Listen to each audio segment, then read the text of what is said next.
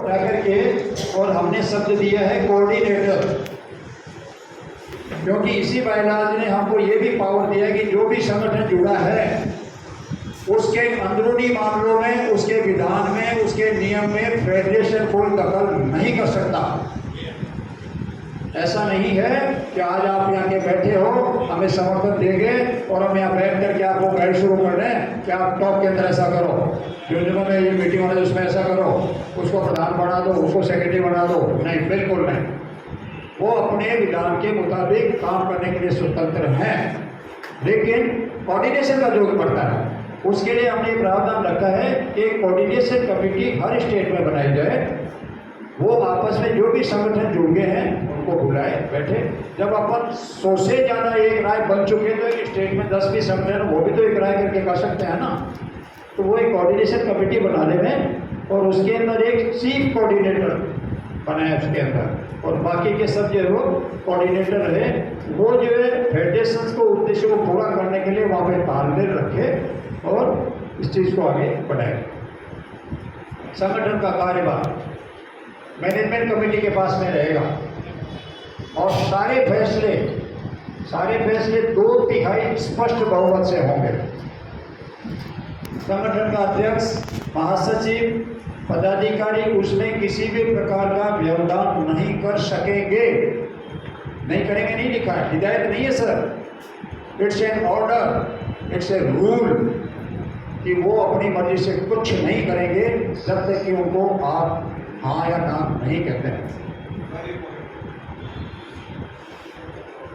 संगठन को चलाने के सारे अधिकार राष्ट्रीय प्रबंधकारिणी मैनेजमेंट कौंसिल की सर्वसम्मति या 2/3% ही होंगे। संगठन के अध्यक्ष, महासचिव, पदाधिकारी से किसी प्रकार का व्यवधान नहीं कर सकेंगे और सभी सदस्य, पदाधिकारी या गैर पदाधिकारी सभी के अधिकार होंगे। काउंसिल में भी ऐसा नहीं है कि अब तो नली जी कुछ भी कर रहे हैं, शैली जी कर रहे हैं, कभी कभी मैंने भी कर लिया। नहीं, जो हमारी 6 आदमी का एग्जीक्यूटिव कमेटी आपके सामने बैठा है, इसके अंदर भी अगर बहुमत किसी चीज़ में तो आगे बढ़ेगी। गवर्निंग काउंसिल में तो वो हमारा आकार बहुत बड़ा हो गया है, तो हर संगठन का एक प्रेसिडेंट और एक उसका डेलीगेट गवर्निंग काउंसिल का बॉडी है। तो जो भी मेजोरिटी 100 आदमी है, 51 के लिए ये होगा वो ही होगा। बाकी 49 के अंदर कोई आदमी अडामेंट करे, जोर से बोल के हावी होना चाहे, सॉरी, 51 आदमी कह रहे हैं कि ये सही है, उस पर आके अपन को चलना पड़ेगा। ये कोई अपन जो ले रहे हैं सहमति ऐसे नहीं ले रहे हैं, सबको अपने समझाया, ब्रॉडकास्ट किया है, उसके हिसाब से अपनी वो सहमति जान पूछ करके वो दे रहे हैं और सर्वसम्मति से सारी चीज़ें की जाएंगी।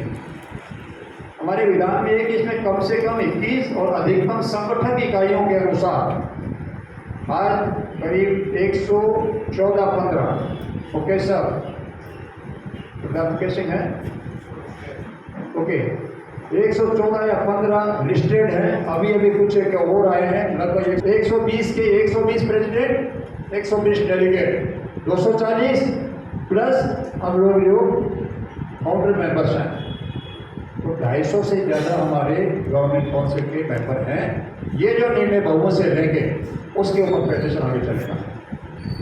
मैनेजमेंट काउंसिल ये अपने उसमें कवर भी कर दिया है।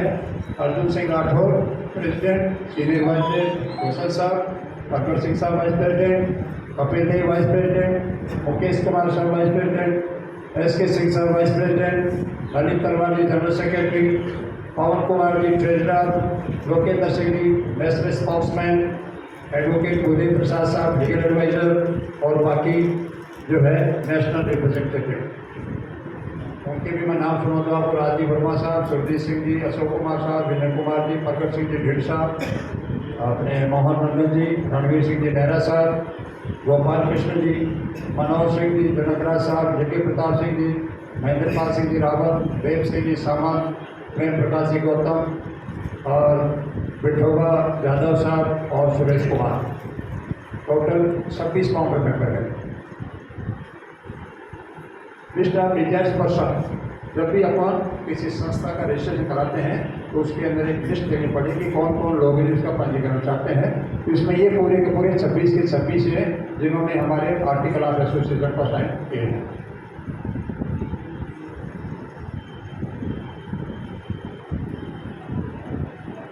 वो आर्टिकल था और ये नियम है, ये करीब करीब रिपीटेशन ही होते हैं आगे तरह होंगे जो आपके माध्यम से जो मेंबर है आपके सारे के सारे गैर राजनीतिक, ये एक बहुत बड़ा मुद्दा है दिल्ली के अंदर। इसके लिए भी अपने को लड़ाई लड़नी पड़ रही है। कुछ साथी उछल उछल के बोलते हैं, पता नहीं क्या प्रॉब्लम है, कौन सी स्प्रे लगी हुई पैरों के अंदर, हड्डी के पहुंच जाते हैं के लिए, तो फिर गलत आदमी हो गया। तो इसमें अपन ने 2 मोटी शर्तें रखी थी उसने, एक तो पॉलिटिकल कुछ भी यहाँ पे नहीं होएगा, सेकंडली जिनके बलबूते हम लोग ये सोच रहे थे कि हमें सब कुछ दिला देंगे और हमें कुछ नहीं मिला, दूसरे ही ले गए। मेरा मतलब रिटायर्ड ऑफिसर से है कि उन्होंने हमारा पक्ष सही नहीं रखा, इस वजह से हमारे लाभ हमें नहीं मिल पाए। तो 2 शर्तें हमारी मोटी है कि जिस भी संगठन का कंट्रोल किसी रिटायर्ड ऑफिसर के हाथ में है, वो संगठन को एफिलिएट नहीं करेंगे। और आपको बता दूं कि आज की तारीख में अगर हम आंख बंद करके ही लिस्ट बढ़ाते जाते तो ये 160 के करीब पहुंच गई होगी। लेकिन जो हमारे पास में समर्थन पत्र आए थे, उनको जब हमने स्क्रूटनी किया, असेसमेंट किया उनका, तो 30 या 35 ऑर्गेनाइजेशन ऐसे थे जो हमारे 2 शर्तों को पूरा नहीं करते थे और हमने उनके समर्थन पत्र को बाइज्जत फाड़ करके रद्दी की टोकरी के अंदर सजा दिया।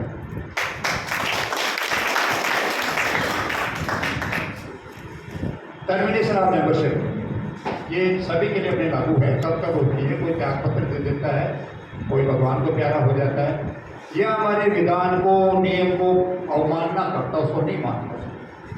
जगह जगह देखते हो आप, वहाँ पे उनकी मीटिंग हो गई है, फेडरेशन समर्थन मांगते हैं। वो फेडरेशन का समर्थन तब उनको मिल सकता है जब वो हमारे स्मृति पत्र और विधान का सम्मान करें। अवमानना बड़ा नजदीक नहीं आएगा। फिर हमारे कोष का, हमारे केजरीवाल साहब ने, मुझे लगता है कि शायद दुखी मन से बोला है कि मेरे हाथ में कुछ भी नहीं है, मैं बैंक से पैसा नहीं निकाल सकता। अरे साहब, आपके पास में सारी जिम्मेदारी है कि इस कोष के पैसे को आप इधर उधर नहीं होने देंगे। आपका हाथ खाली कहाँ है? आपका तो हाथ जेब ठेला और बोरा भी बड़ा बड़ा। सर, बहुत सारी जिम्मेदारी आपके पास है।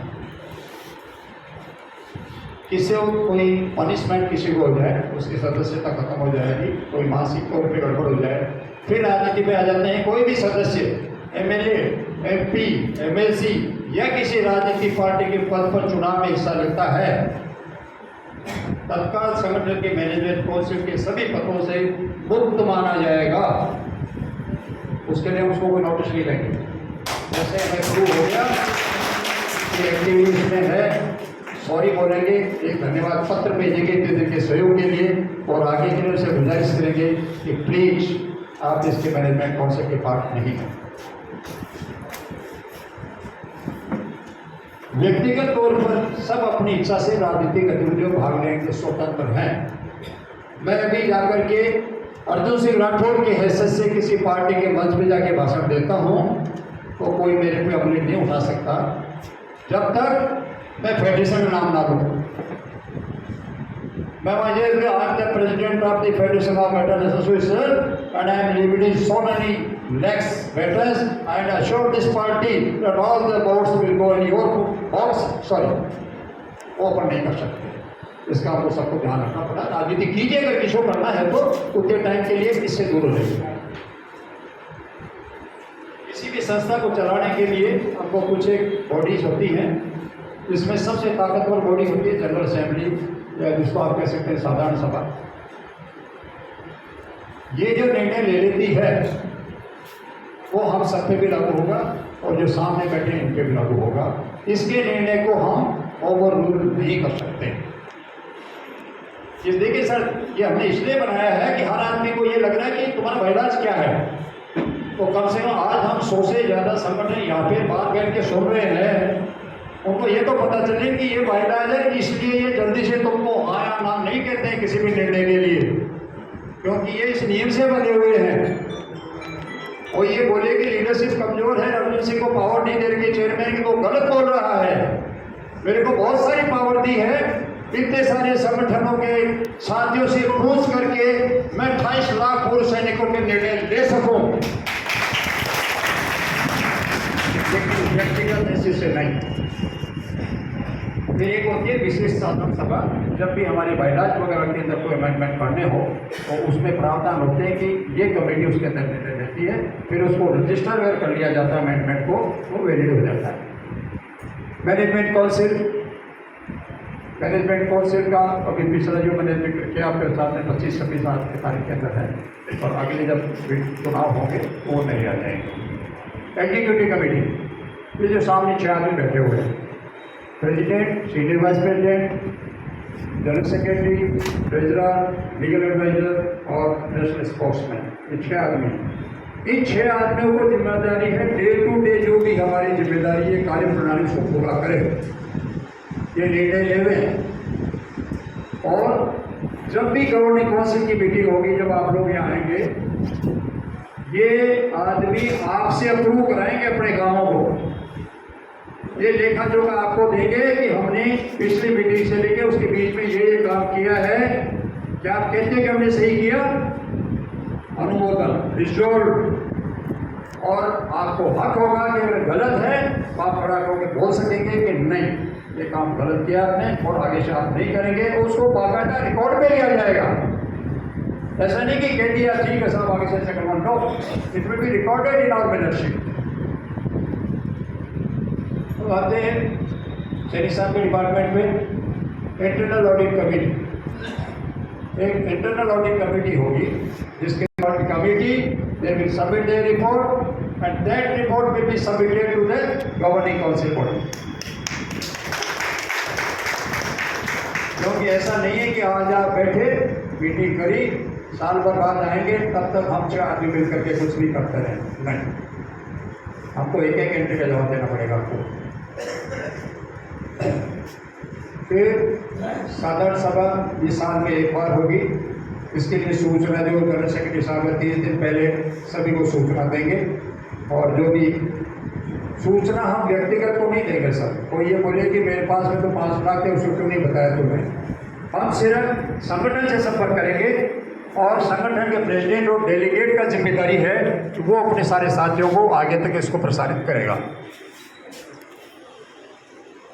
हाँ, सभा की सूचना महासचिव द्वारा संस्थापक सदस्य, पैट्रन्स, मैनेजमेंट काउंसिल और सभी संबद्ध इकाइयाँ एफिलिएटेड यूनिट्स हैं, उनको व्हाट्सएप से, मेल से, लेटर से या फिर और कोई दूसरा साधन, आजकल IT का ज़माना है, उससे दिया जाएगा। आज के ज़माने में डाक से पत्राचार संभव नहीं है। गवर्नमेंट की सोच है कि every transaction should be paperless. वनों को बचाने के लिए, आगे के लिए पेड़ कम काटे, पेपर बढ़ेगा नहीं। कई डिपार्टमेंट में देख रहे हो कि बड़ा ठाट से लिखा होता है पेपरलेस ट्रांजेक्शन, बैंकों में भी शुरू हुई। सही समय पे आपको सूचना दी जाएगी। हाँ, अगर आपने अपने साथियों को कोई चीज़ नहीं बताई है, वो आदमी आके यहाँ नहीं बोलेगा कि साहब मेरे को तो सूचना ही नहीं थी, वो अपने अध्यक्ष से और अपने डेलीगेट से पूछेगा। 10 दिन पहले आपको एजेंडा पॉइंट्स दे दिए जाएंगे। इस बार हमने थोड़े से लेट दिए, उसका कारण ये था कि 8 तारीख तक हमने आपसे पॉइंट मांगे हुए थे। ये भी एक बड़ा इम्पोर्टेंट इवेंट है सर, कि जब भी हम आपको ये कहते हैं कि कोई भी सुझाव है, मीटिंग करने जा रहे हैं, एजेंडा पॉइंट दें, तो जरूर उस मैसेज को पढ़ें। आप सोचते हैं कि इस चीज़ पे हमें विचार करना चाहिए, वो जरूर नोट करवाएं।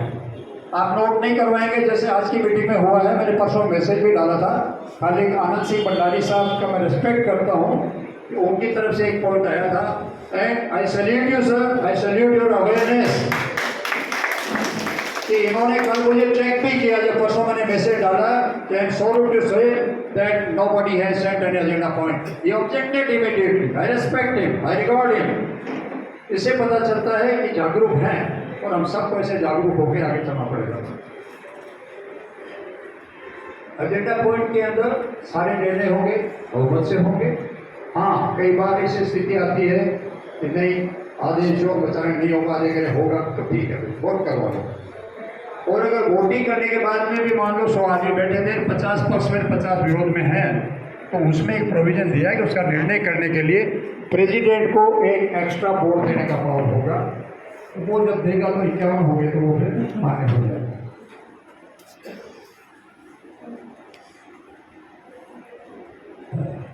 महासचिव द्वारा जो है 5 दिन पहले सभी को पर्सों में भेज दिए जाएंगे, अलग अलग विशेषों